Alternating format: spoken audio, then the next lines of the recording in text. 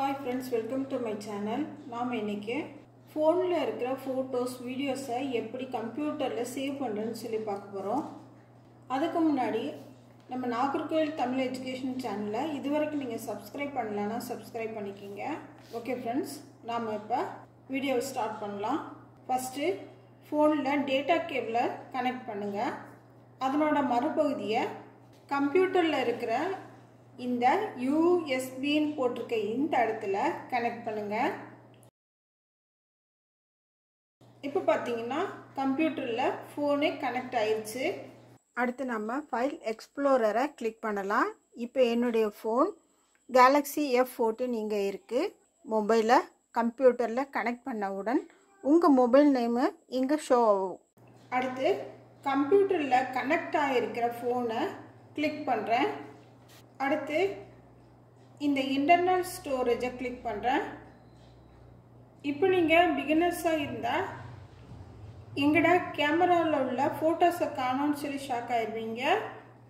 Don't worry friends, கேமரால உள்ள photos அப்புறம் வீடியோஸ் எல்லாம் இங்க DCIMன்னு இருக்கு பாருங்க, இதுல தான் ஸ்டோர் ஆயிருக்கும். நான் அதை டபுள் கிளிக் பண்றேன். அடுத்து பாத்தீங்கன்னா இந்த கேமராவை டபுள் கிளிக் பண்றேன்.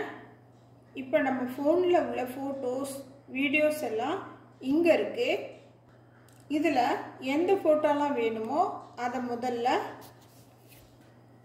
காப்பி பண்ணுங்க. அதை எப்படி காப்பி பண்றதுன்னு சொல்லி பார்க்கலாம்.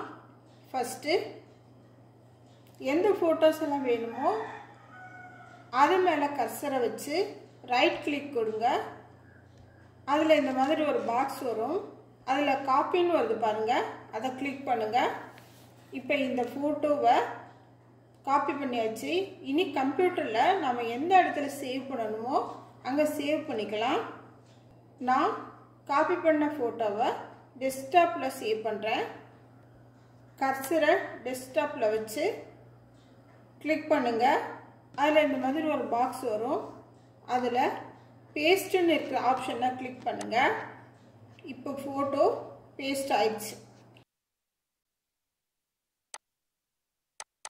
இது போலதான் வீடியோஸையும் மற்ற ஃபைல்ஸையும் நம்ம காப்பி பண்ணி பேஸ்ட் பண்ணணும். ஓகே ஃப்ரெண்ட்ஸ், இந்த வீடியோ உங்களுக்கு மிகவும் பிரயோஜனமா இருக்குன்னு நான் நினைக்கிறேன். இந்த வீடியோ உங்களுக்கு பிடிச்சிருந்துச்சுன்னா லைக் பண்ணுங்க, ஷேர் பண்ணுங்க, சப்ஸ்கிரைப் பண்ணிக்கோங்க. தேங்க்யூ.